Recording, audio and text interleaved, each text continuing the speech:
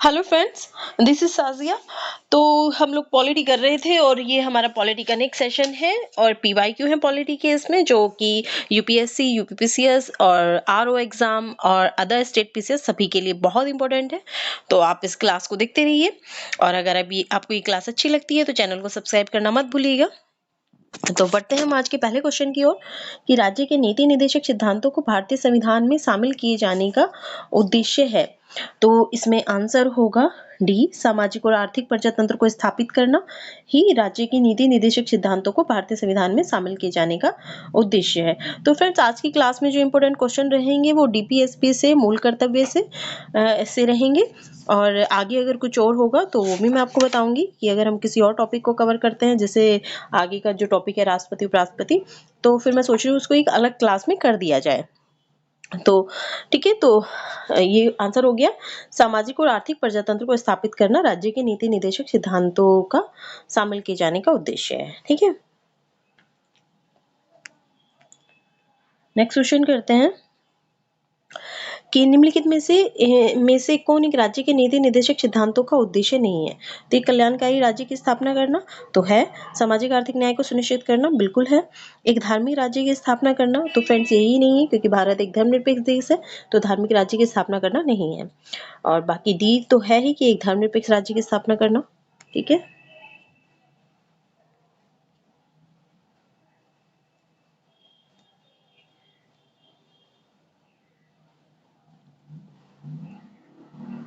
Next question है कि राज्य के नीति निर्देशक सिद्धांत किस प्रकार मौलिक अधिकारों से भिन्न है।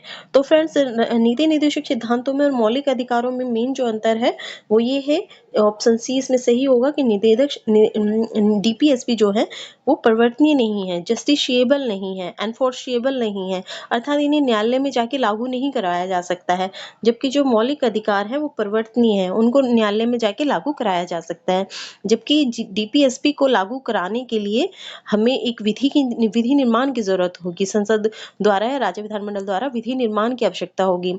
जबकि मौलिक अधिकार जो है उसके लिए किसी विधि की आवश्यकता नहीं है, ये परिवर्तनीय है, ये लागू है। ठीक है, अगर इनका हनन होता है तो कोई भी व्यक्ति अपने मूल अधिकारों को लेकर सर्वोच्च न्यायालय और उच्च न्यायालय में जा सकता है। फिर से वही क्वेश्चन है कि निदेशक तत्व क्या है, तो ये अवाद योग्य है, अवाद योग्य यानी कि जस्टिशिएबल नहीं है। ठीक है,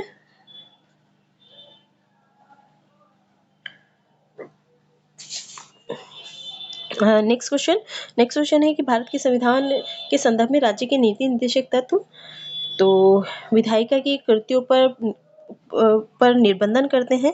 ठीक है, और कार्यपालिका के कृत्यों पर निर्बंधन करते हैं। तो देखिए फ्रेंड्स, चूंकि ये जस्टिशिएबल नहीं है, एनफोर्सेबल नहीं है, तो इसमें ना तो विधायिका के कृत्यों पर निर्बंधन करेंगे, यानी कि विधायिका यानी संसद जो कोई काम करना चाहे, तो कोई कानून लाना चाहे, तो ऐसा नहीं कि उसके कृत्यों पर ये निर्बंधन लगाएंगे, उसके ऊपर रोक लगाएंगे, और ना ही कार्यपालिका यानी कि जो भी आपकी मंत्री, प्रधानमंत्री और मंत्रिपरिषद होती है, उसके कार्यों पर ये किसी तरह की कोई रोक नहीं लगाते हैं। तो इसमें आंसर होगा डी, ना तो एक ना ही दो, क्योंकि ये जस्टिशिएबल नहीं है, एनफोर्सिएबल नहीं है। अगर जब तक कोई विधि नहीं है तब तक इनका उल्लंघन नहीं माना जाएगा डीपीएसपी का। ठीक है,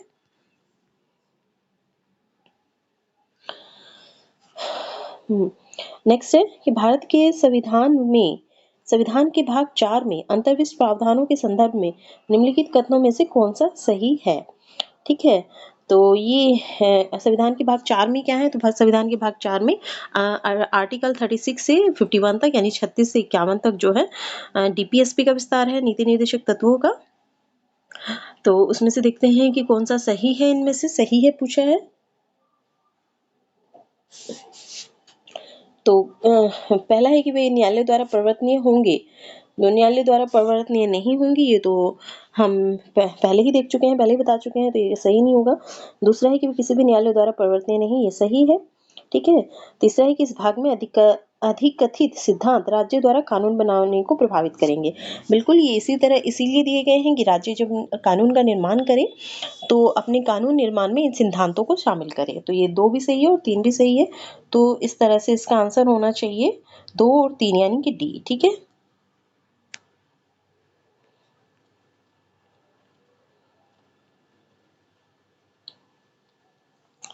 नेक्स्ट क्वेश्चन है कि राज्य के नीति निश्चित तत्वों के बारे में निम्नलिखित कथनों पर विचार कीजिए कि ये तत्व जो है देश के सामाजिक आर्थिक लोकतंत्र की व्याख्या करते हैं।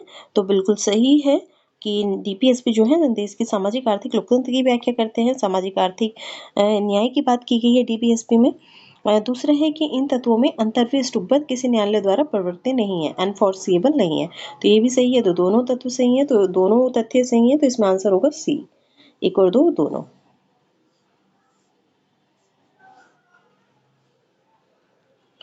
नेक्स्ट है कि कल्याणकारी राज्य की संकल्पना का समावेश भारत के संविधान में है।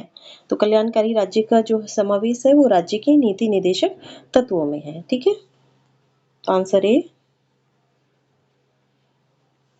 नेक्स्ट है कि भारत के संविधान का कौन सा भाग कल्याणकारी राज्य के आदर्श की घोषणा करता है। तो ये इसका आंसर नीति निर्देशक तत्व ही होगा। तो ऑप्शन ए आंसर होगा इसमें।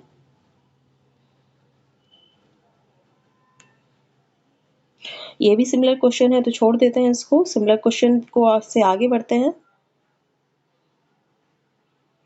नेक्स्ट क्वेश्चन है कि राज्य के नीति निर्देशक तत्व सहज अध्ययन के लिए निम्न में से कौन से भागों में विभाजित किए जा सकते हैं।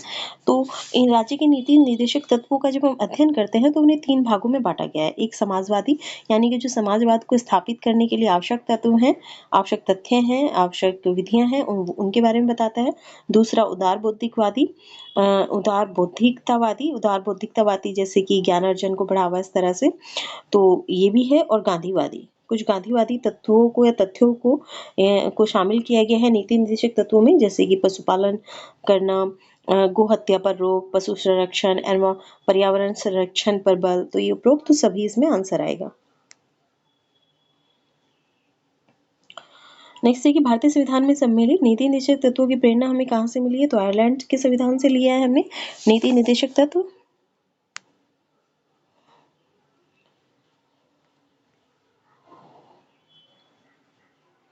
नेक्स्ट है कि भारत के संविधान के अनुसार निम्नलिखित में से कौन सा देश के शासन के लिए आधारभूत है। तो ये राज्य के नीति निर्देशक तत्व हैं जो देश के शासन के लिए आधारभूत है। अगर ये देश के शासन के लिए आधारभूत है तो इनको जस्टिसेबल क्यों नहीं बनाया गया है।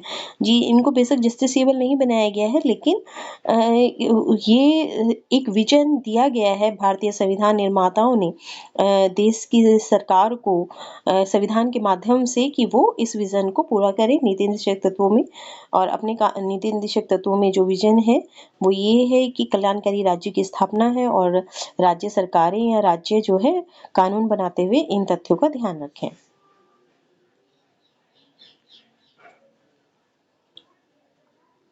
नेक्स्ट क्वेश्चन है कि भारतीय संविधान के अंतर्गत धन का केंद्रीकरण किसका उल्लंघन करता है। तो ये करता है राज्य के नीति निर्देशक तत्व का। राज्य के नीति निर्देशक तत्व का राज्य के नीति निर्देशक तत्व क्यों करता है, क्योंकि आर्टिकल 39 जो है 39 की बी या खा में, ठीक, 39 खा या बी में जो है ये प्रावधान किया गया है कि जो धन और उत्पादनों के साधन है उनका न्यायकारी वितरण हो, धन का और उत्पादन के साधनों का। 39 खा या बी में ये व्यवस्था दी गई है कि आर्थिक व्यवस्था इस प्रकार चले कि धन का और उत्पादन के साधनों का सब साधारण के लिए जो है न्यायकारी वितरण हो, यानी कि सभी में समान रूप से वितरित हो धन और उत्पादन के साधन। और 39 का जो है यानी 39 सी धन का केंद्रीकरण का भारतीय संविधान के अंतर्गत ये उल्लंघन को बताता है कि धन का केंद्रीकरण सही नहीं होगा। ठीक है,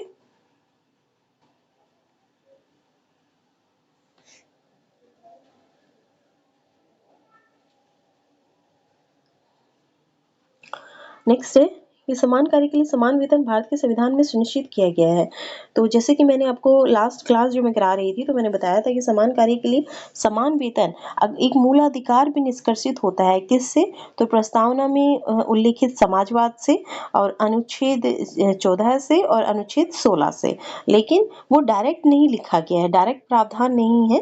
डायरेक्ट प्रावधान जो किया गया है भारत के संविधान में तो समान कार्य के लिए समान वेतन का वो किया गया है राज्य के नीति निर्देशक तत्वों में। ठीक है, वो राज्य के नीति निर्देशक तत्वों में किया गया है। और किसके तहत किया गया है ये, तो ये किया गया है 39 घ के तहत, ठीक है, 39 घ या 39 डी के तहत, ठीक। और क्या कहा गया है कि 39 डी ये प्रावधान करता है कि पुरुष और स्त्री दोनों का समान कार्य के लिए समान वेतन होना चाहिए। 39 घ यानी 39 घ या 39 डी या 39 डी, ठीक है। तो ये प्रावधान करता है कि पुरुष और स्त्री दोनों का समान कार्य के लिए समान वेतन होना चाहिए। और इसी को ध्यान में रखते हुए जो है कि अनुच्छेद 39 डी को या 39 ख को ध्यान में रखते हुए संसद ने जो है 1976 में समान पारिश्रमिक अधिनियम पारित किया था, ठीक है, समान पारिश्रमिक अधिनियम। इसकी व्याख्या देख लेते हैं तो और क्लियर हो जाएगा। तो देखते हैं कि समान कार्य के लिए समान वेतन भारत के संविधान में सुनिश्चित किया गया है, राज्य के नीति निर्देशक सिद्धांतों का एक अंग है। अनुच्छेद 39 घ ये प्रावधान करता है कि पुरुष और स्त्री दोनों का समान कार्य के लिए समान वेतन होना चाहिए। ज्ञातव्य है कि संविधान के अनुच्छेद 39 घ के अनुसरण में संसद ने वर्ष 1976 में समान पारिश्रमिक अधिनियम पारित किया था, ठीक है।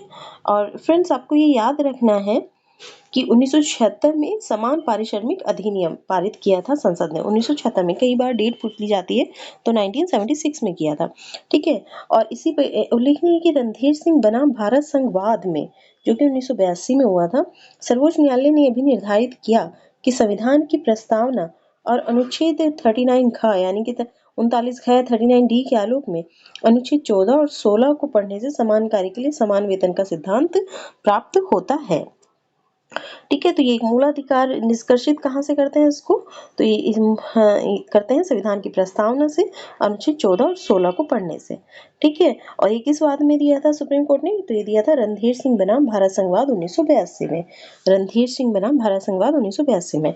कई बार वाद पूछ लेता है तो वाद भी ध्यान रखना है। नेक्स्ट है कि निम्नांकित में से कौन सा राज्य के नीति निर्देशक तत्वों में निहित है, तो ऑप्शन है कि अपराधों के लिए 2 सिद्धि के संबंध में संरक्षण, तो ये तो आर्टिकल 20 है, अनुच्छेद 20 है ये, अपराधों के लिए 2 सिद्धि के संबंध में संरक्षण। प्राण में दैहिक स्वतंत्रता का संरक्षण, ये अनुच्छेद 21 है, ठीक है, तो ये तो नहीं है, ठीक। आगे देखते हैं। तीसरा अल्पसंख्यक वर्गों के हितों का संरक्षण, ये 29 है, अनुच्छेद 29। और चौथा है कि या डी है कि पुरुषों और स्त्रियों दोनों का समान कार्य के लिए समान वेतन हो, तो ये है 39 डी में, तो यह 39 खा में, तो ये सही है, ठीक। नेक्स्ट करते हैं कि निम्नलिखित में से कौन एक मौलिक अधिकार नहीं है, मौलिक अधिकार निम्नलिखित में से कौन नहीं है, तो उत्पीड़न के खिलाफ जो अधिकार है वो मौलिक अधिकार है, बिल्कुल सही। शोषण के विरुद्ध अधिकार है अनुच्छेद 23 और 24 में, ठीक है। समान कार्य के लिए समान वेतन, तो यही है क्योंकि ये एक नीति निर्देशक तत्व है, तो ये मौलिक अधिकार नहीं है, ये 39 डी में या 39 घ में दिया हुआ है, ठीक है। तो ये समान कार्य के लिए समान वेतन मौलिक अधिकार नहीं है। मैंने आपको कल भी बताया था, जब मतलब मैं मूल अधिकार की क्लास कर रही थी, तब मैंने आपको बताया था कि जब भी बात आएगी कि समान कार्य के लिए समान वेतन एक मौलिक अधिकार है या नहीं, तो हमें उसको मना ही करना है, हाँ, मतलब हम उसका आंसर नहीं में ही होगा। लेकिन अगर ये पूछा गया है कि मूल अधिकारों से समान कार्य के लिए समान वेतन का सिद्धांत निष्कर्षित होता है, तो फिर उसका जो आंसर होगा वो हाँ में होगा, ठीक है।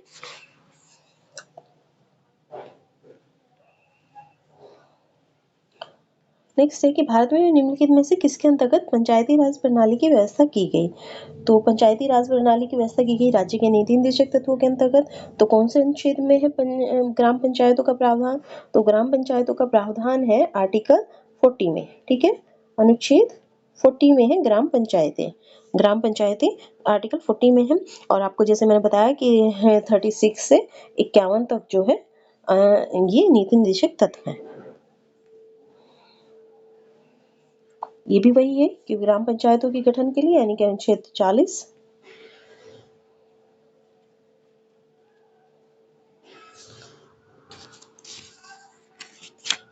नेक्स्ट क्वेश्चन करते हैं कि निम्नलिखित अनुच्छेदों में से कौन एक राज्य सरकार को ग्राम पंचायतों संगठित करने के लिए, तो वही क्वेश्चन है ये, ठीक है, सिमिलर क्वेश्चन, तो इसको छोड़ देते हैं, आगे चलते हैं।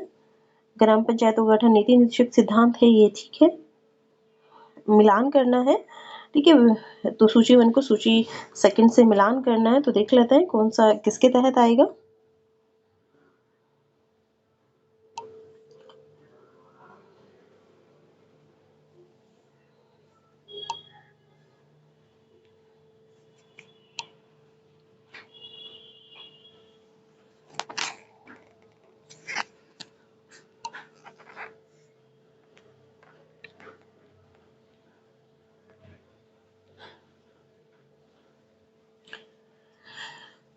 तो मिलान करते हैं।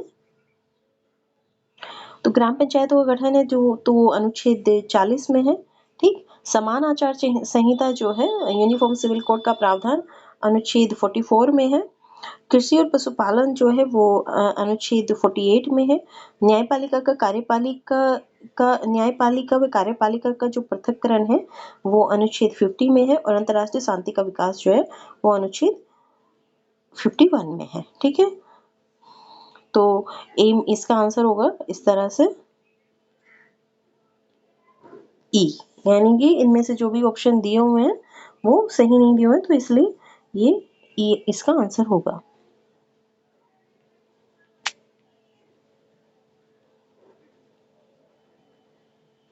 सिमिलर क्वेश्चन है तो छोड़ देते हैं, या फिर भी एक बार देख लेते हैं कि 40 में जो है, अनुच्छेद 40 में ग्राम पंचायतों का गठन, और 41 में काम करने का अधिकार, और 44 में समान नागरिक संहिता, और 48 में कृषि और पशुपालन। ठीक है। तो इसमें आंसर होगा ए में 1, बी में 2, सी में 3, डी में 4। जो सिमिलर क्वेश्चन होंगे उनको छोड़ देंगे। इसमें पूछा है कि निम्नलिखित में से कौन सा एक सही सुमेलित नहीं है। तो 39A है जो समान न्याय और निःशुल्क विधिक सहायता की बात करता है। ठीक है। 39A निःशुल्क विधिक सहायता, समान न्याय और निःशुल्क विधिक सहायता की बात करता है, तो ये सही है। बी है अनुच्छेद 40 ग्राम पंचायतों का गठन, ये भी सही है। 44 में समान नागरिक संहिता, ये भी सही है। अनुच्छेद 48 न्यायपालिका का कार्यपालिका से पृथक्करण, तो ये गलत है, तो आंसर इसमें डी होगा, क्योंकि न्यायपालिका का कार्यपालिका से जो पृथक्करण है वो अनुच्छेद 50 में है। यहाँ पर भी युग्म दिए हुए हैं, उन्हें मैच करना है। तो सामान्य और निःशुल्क विधिक सहायता जो है, संविधान के, भारत के संविधान में वर्णित नीति निर्देशक तत्वों का सुमेलित युग्म पहचानिए, यानी कि कौन सा इनमें से सही है। ठीक है, सही है। तो सामान्य और निःशुल्क विधिक सहायता, जैसे कि अभी हमने देखा 39A में है, तो ये जो है गलत होगा 42 में। ठीक है, ये गलत होगा। सामान्य और निःशुल्क विधिक सहायता किसमें है, तो 39A में।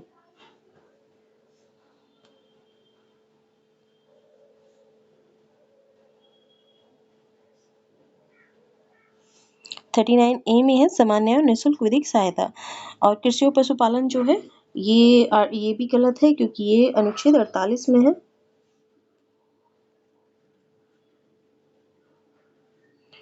ग्राम पंचायतों का गठन भी गलत है, क्योंकि ये अनुच्छेद 40 में है। पुरुष और स्त्रियों दोनों का समान कार्य के लिए समान वेतन, ये अनुच्छेद 39D में है, और यहाँ पे 39 दिया हुआ है, और अनुच्छेद 39D जो है 39 का ही पार्ट है, तो इसलिए सही होगा आंसर डी। नेक्स्ट क्वेश्चन, निम्नलिखित में से कौन सा युग्म सुमेलित नहीं है। ठीक है,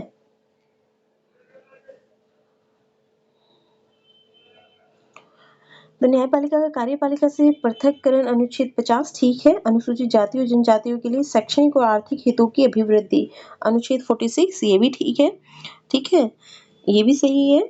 46 आर्टिकल 46 में जो है अनुसूचित जातियों और जनजातियों के लिए शैक्षणिक और आर्थिक हितों की अभिवृद्धि के बारे में प्रावधान है कि अनुसूचित जातियों और जनजातियों के शैक्षणिक और आर्थिक हितों की अभिवृद्धि करना राज्य सरकार की प्राथमिकता में होगा। और देखिए, मूलाधिकारों में भी प्रावधान है इसके बारे में, और नीति निर्देशक तत्वों में भी। तो याद रखना है, कभी पूछे तो अनुसूचित जाति जनजातियों के लिए जो प्रावधान है वो केवल आर्थिक और शैक्षणिक हितों में वृद्धि के लिए जो प्रावधान है उनकी आर्थिक और शैक्षणिक हितों में वृद्धि के लिए, वो केवल मूल अधिकारों में नहीं है, फंडामेंटल राइट्स में नहीं है, डीपीएसपी में भी है, नीति निर्देशक तत्वों में भी है, अनुच्छेद 46 के तहत। ठीक है, नेक्स्ट है सहकारी सोसाइटी का संवर्धन तो ये गलत है, ये 43A में नहीं है, 43A में नहीं है, बल्कि 43B में है। तो सहकारी सोसाइटी का संवर्धन जो है वो किस में है, वो है 43B में। ठीक है, 43B में। तो इसलिए 43A में क्या है, तो 43A में है उद्योगों के प्रबंधन में कर्मकारों का भाग लेना। उद्योगों के प्रबंधन में कर्मकारों का भाग लेना 43A में है, और 43B में क्या है, तो 43B में है सहकारी सोसाइटी का संवर्धन। ठीक है, 43B में। 43B में नेक्स्ट है कि ग्राम पंचायतों का गठन, तो वो तो हम देख चुके हैं, अनुच्छेद 40 में ये सही है, तो इसमें आंसर होगा सी। नेक्स्ट क्वेश्चन, है कि कथन और कारण दिए हुए हैं कि, तो देखना है उनमें से कौन सा सही है। तो मनरेगा अर्ह परिवार के कम से कम एक सदस्य को वर्ष में 100 दिन का रोजगार दिलाने का प्रावधान करता है, तो ये बात सही है। ठीक है, ये सही है, यानी कि रोजगार का अधिकार संविधान के भाग 3 में प्राविधित है। तो ये गलत होगा, क्योंकि रोजगार का जो काम का जो अधिकार है वो डीपीएसपी में है, तो ये गलत है। तो इसमें आएगा ए सही, आर गलत। डीपीएसपी में दिया गया है अनुच्छेद, तो डीपी यानी कि संविधान भाग 4 में है ये, क्योंकि जो डीपीएसपी है यानी नीति निर्देशकता, तो वो भाग 4 में है। ठीक है, भाग 4 में, भाग 3 में जो है मूल अधिकार दिए हुए हैं। और कौन सा अनुच्छेद के तहत है, तो अनुच्छेद 41 के तहत है कुछ दशाओं में काम, शिक्षा और लोक सहायता पाने का अधिकार। कुछ दशाओं में काम, शिक्षा और लोक सहायता पाने का जो अधिकार है वो अनुच्छेद 41 के तहत है। और अनुच्छेद 41 जो है डीपीएसपी का पार्ट है और भाग 4 में है ये, तो इसमें ये सही है और आर गलत है।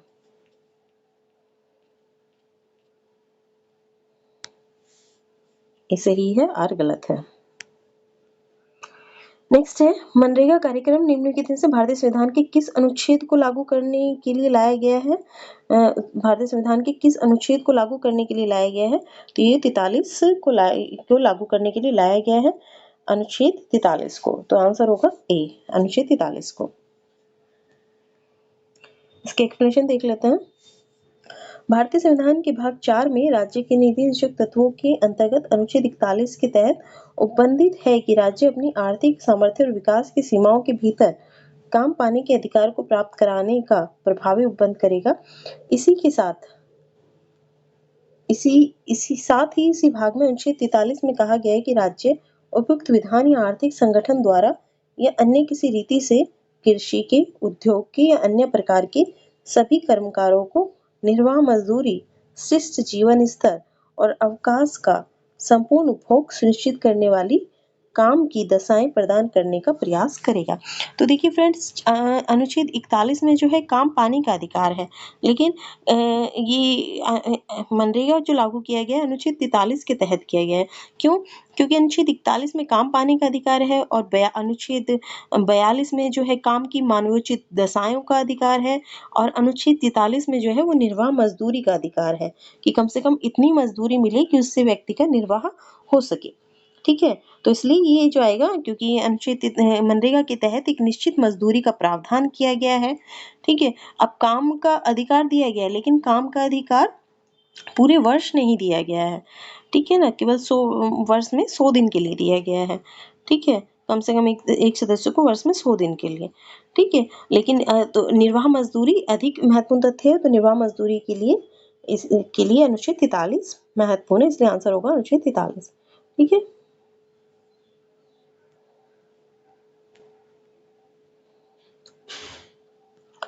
नेक्स्ट है, ये 42वें संविधान संशोधन द्वारा किस अनुच्छेद के माध्यम से श्रमिकों की प्रबंधन में भागीदारी सुनिश्चित की गई है, तो ये अनुच्छेद 43A है। ठीक है, अनुच्छेद 43A के माध्यम से 42वें संविधान संशोधन द्वारा श्रमिकों की प्रबंधन में भागीदारी सुनिश्चित की गई है। ठीक है, देखिए इसकी एक्सप्लेनेशन देख लेते हैं। तो 42वें संविधान संशोधन 1976 द्वारा संविधान के भाग 4 में राज्य के नीति तत्वों के तहत अनुच्छेद 43A के अंतर स्थापित करके प्रावधानित किया गया कि राज्य किसी उद्योग में लगे हुए उपक्रमों, स्थापनों और अन्य संगठनों के प्रबंध में कर्मकारों का भाग लेना सुनिश्चित करने के लिए उपयुक्त विधान द्वारा किसी अन्य रीति से कदम उठाएगा। ठीक है। तो फ्रेंड्स इनका एक क्रम याद रखने के लिए आप इनकी क्रम में कुछ महत्वपूर्ण बातें वो याद रख सकते हैं। जैसे अनुच्छेद 41 जो है काम पाने का अधिकार है। अब काम के बाद काम तो मिल गया, तो काम के बाद क्या चाहिए कि काम की दशाएं अच्छी हो, मानवीयोचित हो, न्यायोचित हो। तो अनुच्छेद 42 जो है काम की मानवीयोचित और न्यायोचित दशाओं की बात करता है। ठीक है। अब काम की मानवीयोचित और न्यायोचित दशाएं भी मिल गई। अब क्या चाहिए कि मजदूरी अच्छी होनी चाहिए। मतलब काम की जगह तो अच्छी हो, लेकिन काम करने के बाद जो मजदूरी मिल रही है वो भी तो अच्छी होनी चाहिए ना। तो फिर अनुच्छेद 43 के तहत निर्वाह मजदूरी दी गई। ठीक है, अब अनुच्छेद 43 के तहत निर्वाह मजदूरी तो मिल गई है, लेकिन अब जो कर्मकार हैं, जो श्रमिक हैं, उनकी महत्वाकांक्षाएं जागी और उन वो चाहते हैं कि उद्योगों में जो प्रबंध है, प्रबंधन में भी हमें कुछ भागीदारी मिलनी चाहिए। तो इसलिए उद्योगों के प्रबंधन में 43A के माध्यम से औद्योगिक प्रबंधन में कर्मकारों की भूमिका सुनिश्चित की गई। ठीक है, उद्योगों के प्रबंधन में कर्मकारों की जो भूमिका है या कर्मकारों का भाग लेना सुनिश्चित किया गया। तो आप इसे एक क्रम से इस तरह से याद रख सकते हैं।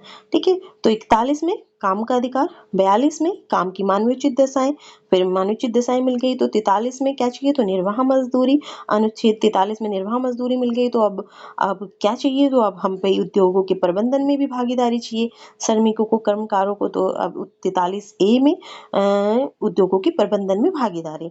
और 43A किसके द्वारा डाला गया तो 42 संविधान संशोधन 1976 के द्वारा। ठीक है।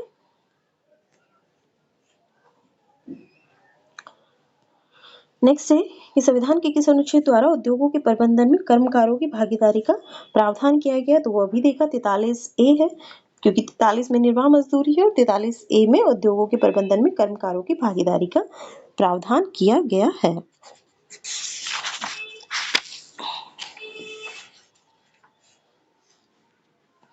नेक्स्ट क्वेश्चन करते हैं कि भारत में न्यायपालिका का कार्यपालिका से पृथक्करण किसमें व्यादेशित है तो वो देख चुके नीति निर्देशक तत्वों में अनुच्छेद 50 के तहत। ठीक है। नेक्स्ट क्वेश्चन कि राज्य के नीति निश्चय सिद्धांतों के निम्नलिखित अनुच्छेदों में से कौन सा अंतरराष्ट्रीय शांति और सुरक्षा के संवर्धन से संबंधित है तो अनुच्छेद 51, 51।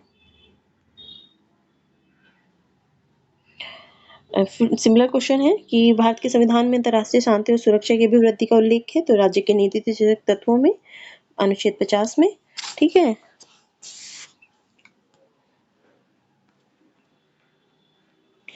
सिमिलर क्वेश्चन हटा देते हैं, आगे बढ़ते हैं।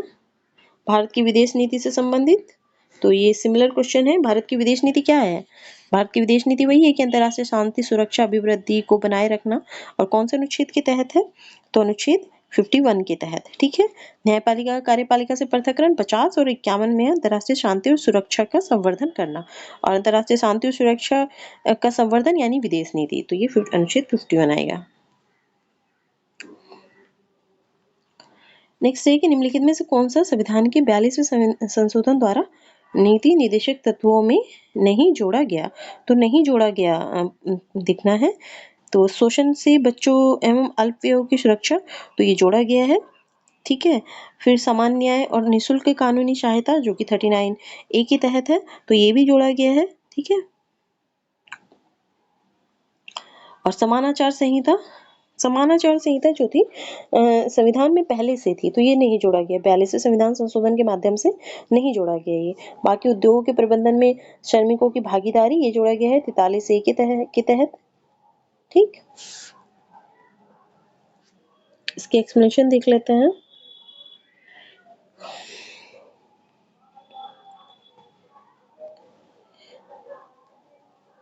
समानाचार संहिता को 42वें संविधान संशोधन अधिनियम द्वारा शामिल नहीं किया गया है।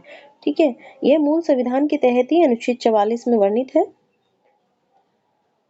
निम्नलिखित प्रावधान 42वें संविधान संशोधन अधिनियम द्वारा नीति निश्चित तत्वों में जोड़े गए हैं। तो देख लेते हैं कौन कौन से प्रावधान जोड़े गए हैं 42वें संविधान संशोधन अधिनियम के माध्यम से नीति निश्चित तत्वों में। तो है कि बच्चों को स्वस्थ विकास के अवसर और सुविधाएं और शोषण से बच्चों एवं अल्पवयीन व्यक्तियों की सुरक्षा जो कि अनुच्छेद 39 में है।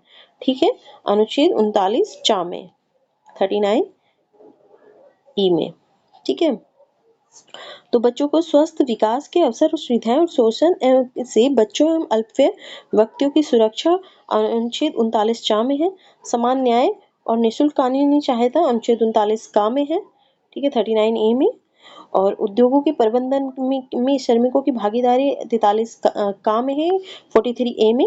और पर्यावरण का संरक्षण और संवर्धन और वन एवं वन्य जीवों की रक्षा 48 में है, ठीक है। तो ये सारे जो है 42 संविधान संशोधन के माध्यम से जोड़े गए हैं, ठीक है। याद रखना है कौन कौन से जोड़े गए हैं। एक तो ये बच्चों को स्वस्थ विकास के अवसर सुविधाएं, शोषण से बच्चों और अल्पवयस्क व्यक्तियों की सुरक्षा 39 के तहत, फिर समान न्याय और निःशुल्क कानूनी सहायता 39 के तहत, और फिर उद्योगों के प्रबंधन में श्रमिकों की भागीदारी 43 के तहत, और फिर पर्यावरण का संरक्षण और संवर्धन वन और वन्य जीवों की रक्षा 48 के तहत। ये 4 प्रावधान जोड़े गए हैं, 39 का, 43 का और 48 का, ठीक है।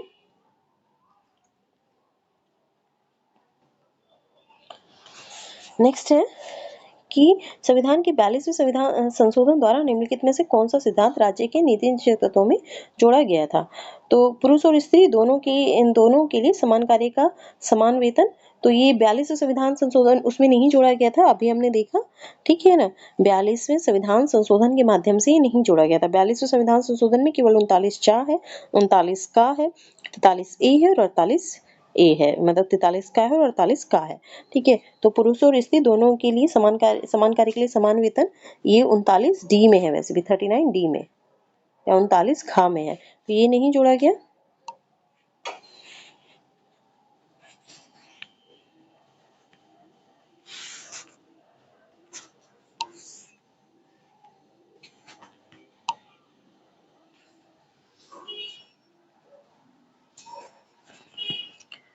फ्रेंड्स कुछ बैक हो गया है, तो थोड़ा पेशेंस बनाए रखें, आप क्वेश्चन कराए जाएंगे, ठीक है।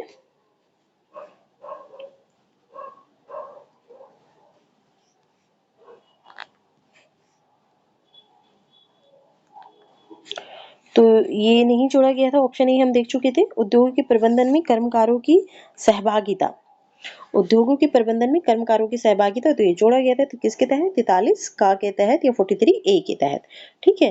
तो यही इसका आंसर होगा, तो बी आंसर होगा, उद्योग के प्रबंधन में कर्मकारों की सहभागिता। बाकी काम, शिक्षा और सार्वजनिक सहायता पाने का जो अधिकार है वो अनुच्छेद 41 में है। और श्रमिकों के लिए निर्वाह योग्य वेतन और काम की मानवीयोचित दशाएं जो है ये अनुच्छेद किसमें है, 43 में, ठीक है, 43 में, 43 में।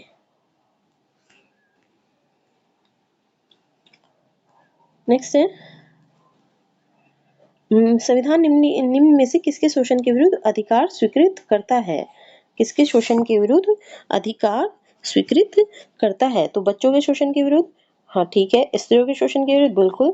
जनजातियों के शोषण के विरुद्ध, सही है। दलितों के शोषण के विरुद्ध, तो दलित शब्द का एक्चुअली उल्लेख ही संविधान में नहीं है। ये अगर यहाँ पे होता कि अनुसूचित जातियों के विरुद्ध तो फिर होता ये, लेकिन चूंकि दलित शब्द का उल्लेख ही नहीं है तो इसलिए इसमें ये भी सही होगा, ये भी सही होगा, ये भी सही होगा और ये नहीं होगा, तो 1 2 3 इसमें सही होंगे। देख लेते हैं संविधान में बच्चों, स्त्रियों, जनजातियों के शोषण के विरुद्ध अधिकार की स्वीकृति प्रदान की गई है, जबकि दलित शब्द का संविधान में उल्लेख नहीं है, ठीक है। नेक्स्ट क्वेश्चन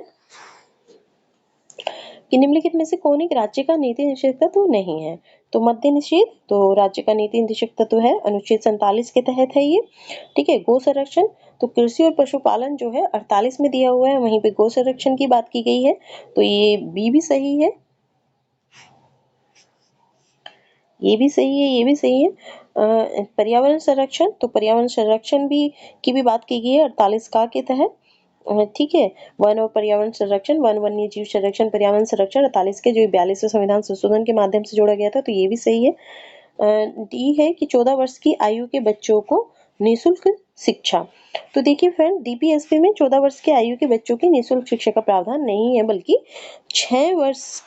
6 से 14 वर्ष के बच्चों की, यानी कि 6 वर्ष से नीचे, सॉरी 6 से 14 वर्ष नहीं, 6 वर्ष से नीचे के बच्चों की आयु के बालकों की शिक्षा की व्यवस्था को शामिल किया गया है कि उनकी देखभाल, उनके लालन पोषण और उनकी शिक्षा 6 वर्ष से कम के बच्चों की, 6 वर्ष से कम आयु के बच्चों की शिक्षा के लिए। ठीक है, तो ये इसमें डी आंसर होगा। और 6 से 14 वर्ष की आयु के बच्चों तक की निःशुल्क शिक्षा का प्रावधान कहाँ है? तो मौलिक अधिकारों में और मूल कर्तव्यों में है। ठीक है, एक्सप्लेनेशन देख लेते हैं इसकी। तो संविधान में मद्य निषेध अनुच्छेद 47 के तहत है। मद्य निषेध गांधीवादी डीपीएसपी है ये। गो संरक्षण अनुच्छेद 48 के तहत है। किशोर पशुपालन है इसमें 48 में। और पर्यावरण संरक्षण जो है 48 का के तहत राज्य के नीति निश्चित तत्व है। 14 वर्ष से आयु के बच्चों 14 वर्ष तक की आयु के बच्चों के लिए निःशुल्क अनिवार्य का शिक्षा का उपबंध पहले अनुच्छेद 45 के तहत नीति निश्चित तत्व था, परंतु 86वें संविधान संशोधन 2002 के बाद अनुच्छेद 21 के तहत यह मूल अधिकार बन गया है। 21 का के तहत मूल अधिकार है 86वें संविधान संशोधन 2002 के बाद। तो अब अनुच्छेद 45 के तहत शैशव पूर्व देखभाल और 6 वर्ष से नीचे के आयु के बालकों के लिए शिक्षा की व्यवस्था को शामिल किया गया है। शैशव पूर्व देखभाल और 6 वर्ष से नीचे की आयु के बच्चों के लिए शिक्षा की व्यवस्था।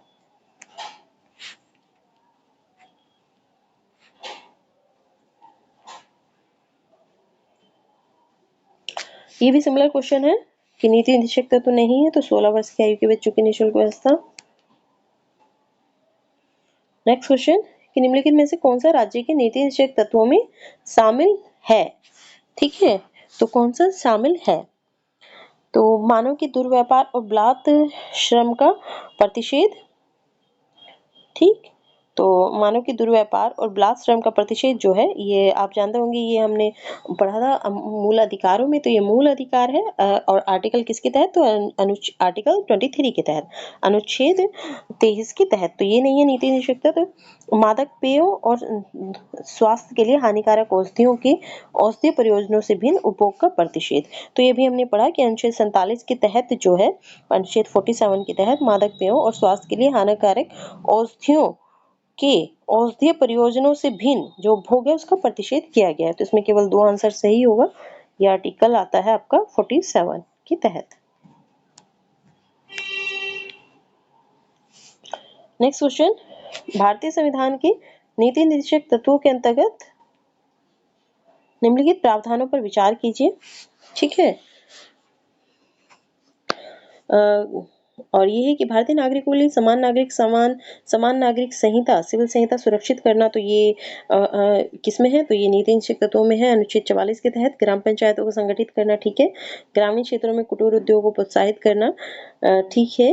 और 4 है कि सभी कर्मकारों के लिए यथोचित अवकाश और सांस्कृतिक अवसर सुरक्षित करना। अब देखते हैं क्या पूछा गया है। तो ये पूछा गया है कि उपयुक्त में से कौन से गांधीवादी सिद्धांत हैं जो राज्य के नीति निश्चित तत्वों में प्रतिबिंबित होते हैं। तो फ्रेंड्स, इसमें जो है आपका आंसर होगा, देखिए ग्राम पंचायतों को जो संगठित करना ये तो है ही, अनुच्छेद 40 के तहत गांधीवादी सिद्धांत है ये। और कुटीर उद्योग की बात हमेशा, कुटीर उद्योग स्थापित करने की, ग्रामीण अर्थव्यवस्था को मजबूत करने की बात हमेशा गांधी जी ने की है। तो ग्रामीण क्षेत्रों में कुटीर उद्योग को प्रोत्साहित करना ये भी है, ठीक है। तो इसमें 2 और 3 आंसर होगा, जो कि ये जो है ये गांधीवादी तत्व, गांधीवादी पर्सपेक्टिव से प्रभावित है ये जो नीति निश्चित तत्व है। और बाकी जो समान नागरिक संहिता है ये उदार बौद्धिकतावादी है। और सभी कर्मकारों के लिए यथोचित अवकाश और सांस्कृतिक अवसर सुनिश्चित करना ये समाजवाद से प्रभावित नीति निश्चित तत्व है। तो इसमें आंसर होगा 2 और 3।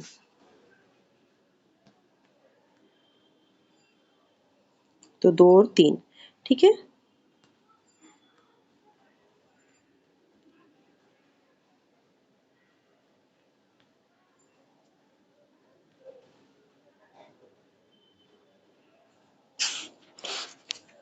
नेक्स्ट है कि निम्नलिखित में से भारत के संविधान के किसमें पर्यावरण संरक्षण एवं संवर्धन तथा वन एवं वन्य जीवन की रक्षा के प्रावधान पाए जाते हैं?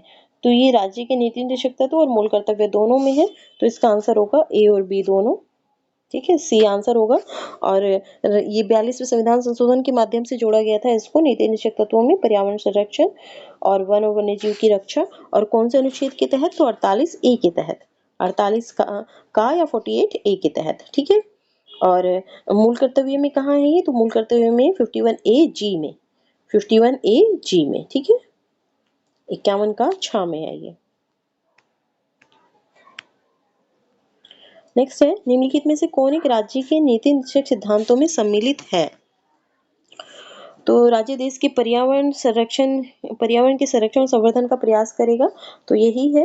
कौन से अनुच्छेद के तहत है? तो 48A के तहत, 48A के तहत, 48 का के तहत। ठीक है, जब हमें पहला ही मिल गया तो बाकी पढ़ने की जरूरत नहीं है, टाइम बचाइए आप भी अपना। ठीक,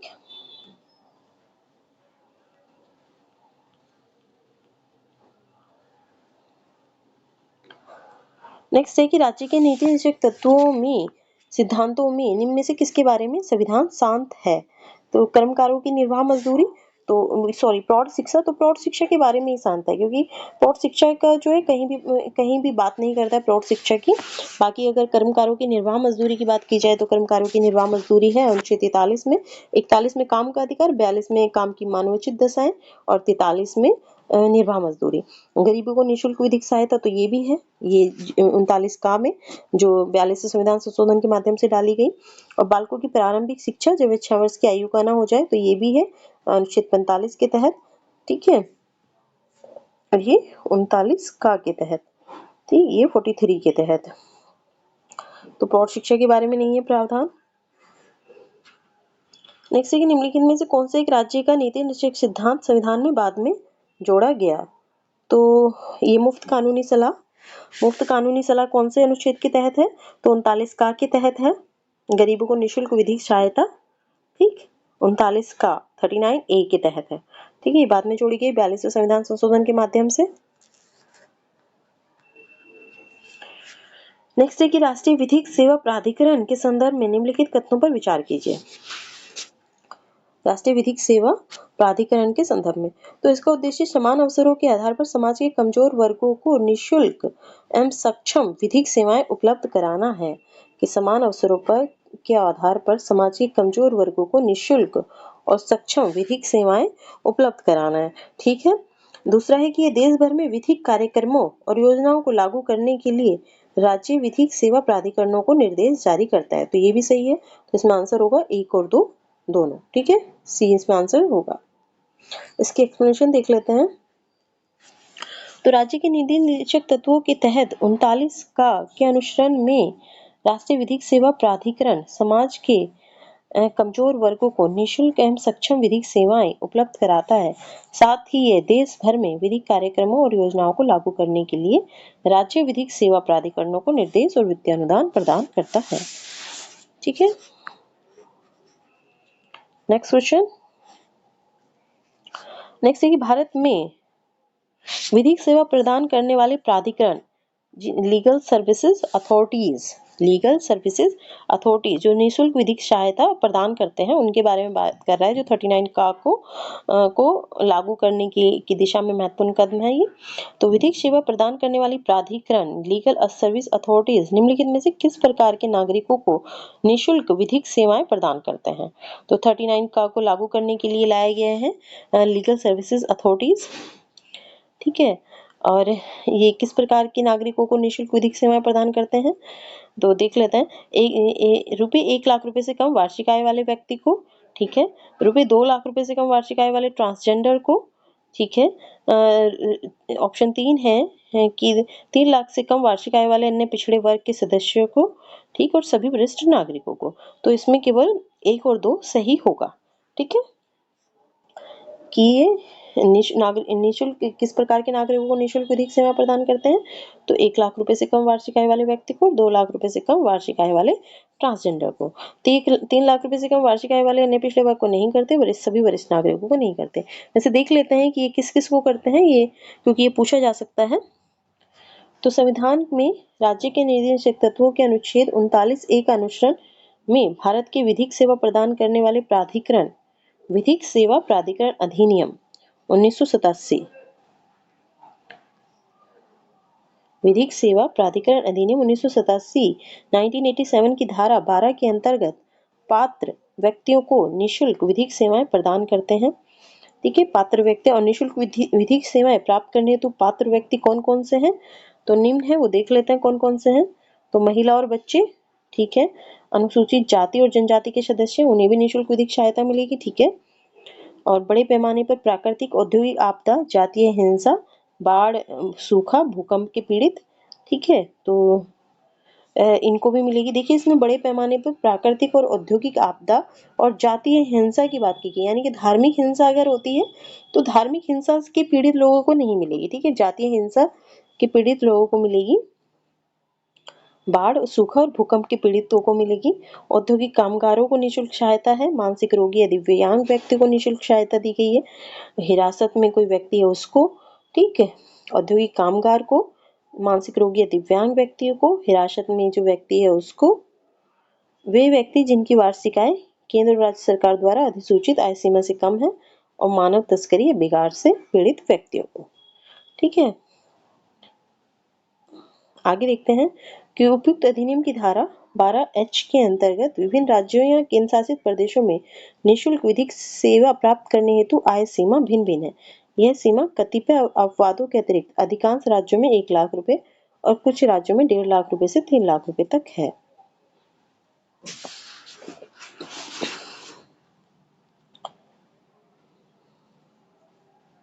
दिल्ली विधिक सेवा प्राधिकरण 1 लाख रुपए से कम वार्षिक आय वाले सामान्य व्यक्ति और 2 लाख रुपए से कम वार्षिक आय वाले ट्रांसजेंडर को निःशुल्क विधिक सेवा प्रदान करता है। तो ये दिल्ली विधिक सेवा प्राधिकरण की बात की गई है। दिल्ली विधिक सेवा प्राधिकरण 2 लाख रुपए से कम वार्षिक आय वाले वरिष्ठ नागरिकों को भी निःशुल्क विधिक सहायता प्रदान करता है। तो 2 लाख रुपए से कम वरिष्ठ नागरिकों को भी निःशुल्क विधिक सहायता, जिनकी 2 लाख रुपए से कम वार्षिक आय है उनको भी निःशुल्क विधिक सहायता प्रदान करता है। कौन? दिल्ली विधिक सेवा प्राधिकरण। नेक्स्ट है कि कौन सा राज्य के नीति निषेध सिद्धांतों में नहीं है। तो मद निषेध है अनुच्छेद 47 के तहत, काम का अधिकार 41 के तहत, समान कार्य के समान वेतन 39D के तहत। सूचना का अधिकार नहीं है क्योंकि सूचना का अधिकार जो है कानूनी अधिकार है 2005 के तहत, ठीक है, 2005 के तहत ये एक विधिक अधिकार है। तो आंसर होगा डी।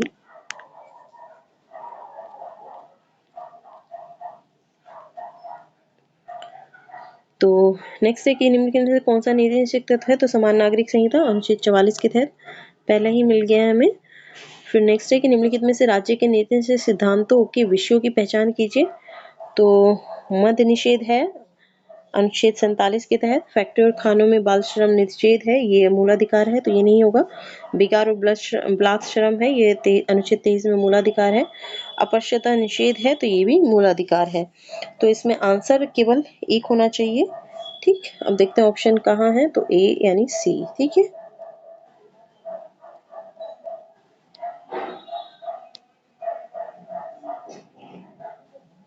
ये भी वही है, अपश्यता कौन तत्वों में नहीं है, तो अपश्यता उन्मूलन अनुच्छेद 17 में है, ये डीपीएसपी नहीं है। नेक्स्ट है राज्य के नीति निषेध सिद्धांत एक ऐसा चेक है जो बैंक की सुविधा अनुसार अदा किया जाता है। ये किसने कहा था? कि राज्य के नीति निषेध सिद्धांत एक ऐसा चेक है जो बैंक की सुविधा अनुसार अदा किया जाता है। यानी कि राज्य जब लगे उसको कि हाँ उसके पास इतने संसाधन है कि वो नीति निषेध तत्वों को लागू कर सकता है, तो तभी वो राज्य उस पर कानून बनाएगा। तो ये कहा था केटी शाह ने, ठीक है, केटी शाह ने कहा था।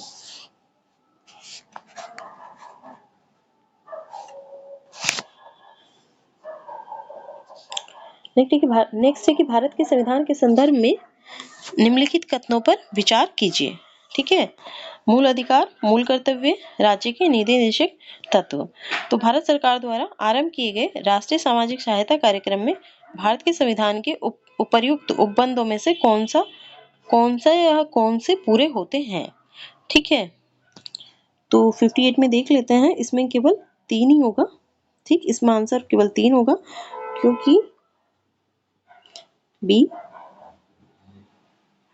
राष्ट्रीय सामाजिक सहायता कार्यक्रम में जो है भारत के संविधान का राज्य के निर्देशक तत्वों को नजर में रखते हुए ही ये राष्ट्रीय सामाजिक सहायता कार्यक्रम लाया गया है, ठीक है। तो इसमें केवल 3 होगा।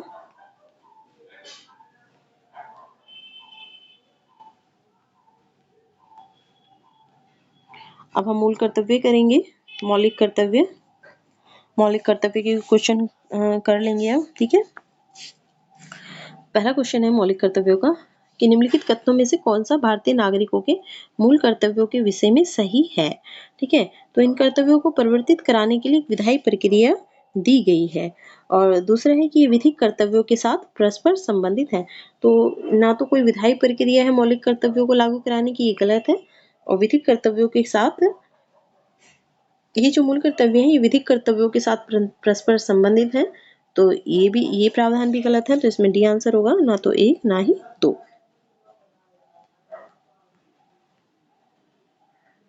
नेक्स्ट है कि निम्नलिखित में से किसकी संस्तुति पर भारतीय संविधान में मूल कर्तव्य शामिल किए गए। तो स्वर्ण सिंह समिति की संस्तुति पर किए गए थे मूल कर्तव्य शामिल 1976, और फिर 42वें संविधान संशोधन अधिनियम 1976 द्वारा मूल कर्तव्यों को संविधान में शामिल किया गया था। 42वें संविधान संशोधन अधिनियम 1976 द्वारा। ठीक है,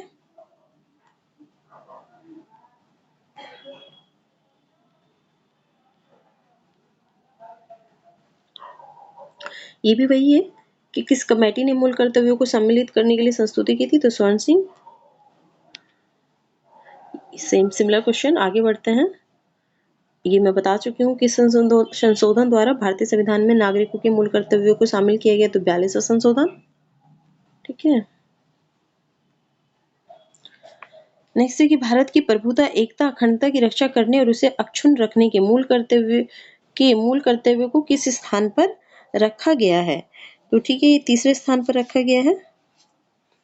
तो इसका आंसर होगा डी। हालांकि इतने फैक्चुअल क्वेश्चन ये राजस्थान पीसीएस में पूछे जाते हैं, और यूपी पीसीएस में इतने फैक्चुअल नहीं पूछे जाते या यूपीएससी में। तो ठीक है, लेकिन फिर भी आप देख लीजिए, तो तीसरे स्थान पर रखा गया है।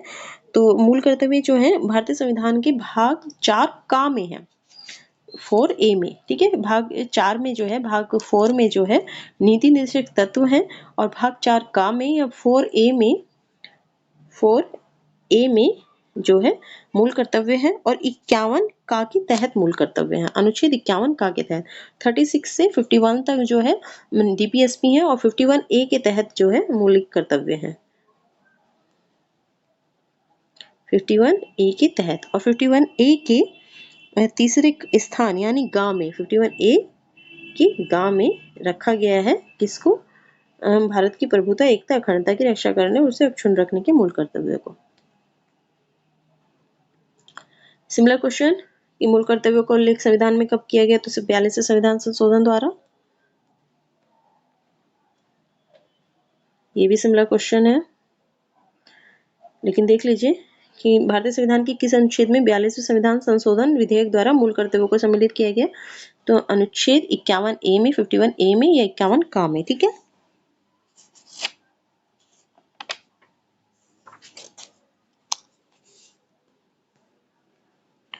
शिमला मौलिक कर्तव्यों को कब शामिल किया गया। तो ये 42वां संविधान संशोधन यानी कि 1976 में आया था। तो 1976। ठीक, शिमला क्वेश्चन 1976 आंसर। 42वां संविधान संशोधन आया। भारत के संविधान के किस भाग में मौलिक कर्तव्य हैं। तो ये भाग 4A में है, क्योंकि भाग 4 में जो है डीपीएसपी है, और 4A में मौलिक कर्तव्य हैं।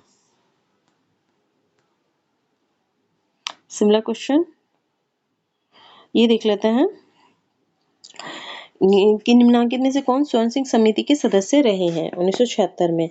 हालांकि इतना फैक्चुअल क्वेश्चन यूपीपीसीएस या यूपीएससी में नहीं पूछा जाता, और ये जो है राजस्थान पीसीएस का क्वेश्चन है, लेकिन फिर भी देख लीजिए कि कौन स्वर्ण सिंह समिति के सदस्य रहे हैं। तो AR अंतुले, SS रे और हरिदेव जोशी।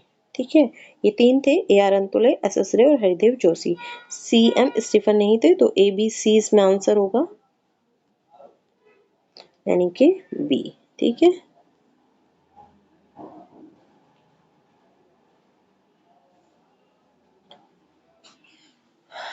तो किस संविधान द्वारा भारतीय नागरिकों के लिए 10 मूल कर्तव्य संविधान में जोड़े गए। तो ये 42वें संविधान संशोधन 1976 द्वारा।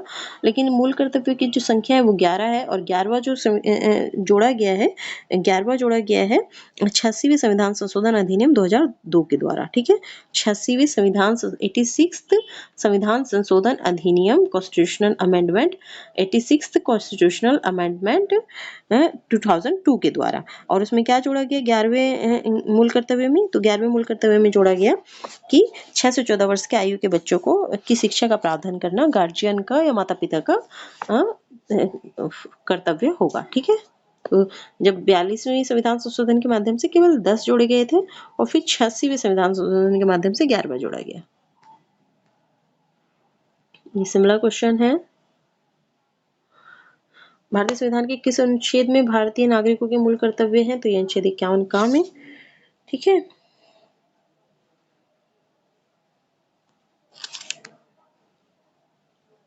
सिमिलर क्वेश्चन है, तो जो सिमिलर क्वेश्चन है उसको हटा देते हैं। ये कई बार आ चुके हैं। एक्चुअली मूल कर्तव्यों से बहुत ज़्यादा क्वेश्चन बनते नहीं हैं। तो यही पूछा जाता है कि कौन-सा कहाँ पे है, मतलब मूल कर्तव्य बेसिकली संविधान में कहाँ पे हैं, किस भाग में हैं, किस अनुच्छेद में हैं, ठीक है? और फिर ये कि कौन से संशोधन के माध्यम से जोड़ा गया। तो ये देख लीजिए, थोड़ा डिफरेंट क्वेश्चन है कि मौलिक कर्तव्य संबंधी निम्नलिखित में से कौन-सा कथन सही नहीं है? तो पहला है कि उन्हें परमादेश द्वारा प्रभावी बनाया जा सकता है। और दूसरा है उन्हें संवैधानिक प्रक्रिया से ही बढ़ाया जा सकता है। तीसरा है कि अस्पष्ट विधियों की व्याख्या के लिए उनका उपयोग किया जा सकता है।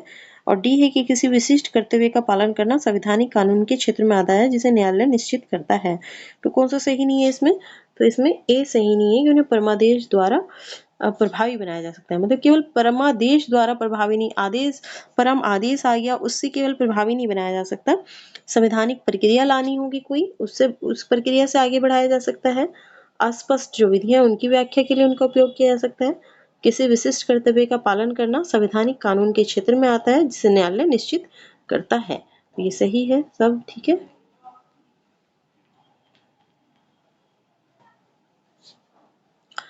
तो नेक्स्ट है कि भारतीय संविधान के अंतर्गत निम्नलिखित में से कौन सा मौलिक कर्तव्य नहीं है? तो वैज्ञानिक दृष्टिकोण आम चुनाव में मतदान करना ही नहीं है मौलिक कर्तव्य। बाकी सब है कि वैज्ञानिक दृष्टिकोण की भावना का विकास है, सार्वजनिक संपत्ति की सुरक्षा है, संविधान का पालन और इसके आदर्शों का सम्मान है। ठीक है?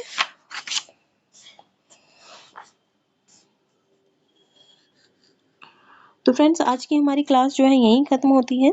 बहुत ज़्यादा क्वेश्चन नहीं थे मौलिक कर्तव्य से रिलेटेड, कुछ ही महत्वपूर्ण क्वेश्चन पूछे जाते हैं तो जो मैंने आपको करा दिए हैं। ठीक है? और हम फिर अपनी नेक्स्ट क्लास में मिलेंगे। अगर आपको ये क्लास अच्छी लगी हो तो आप इस क्लास को अधिक से अधिक शेयर कीजिए, लाइक कीजिए, कमेंट कीजिए।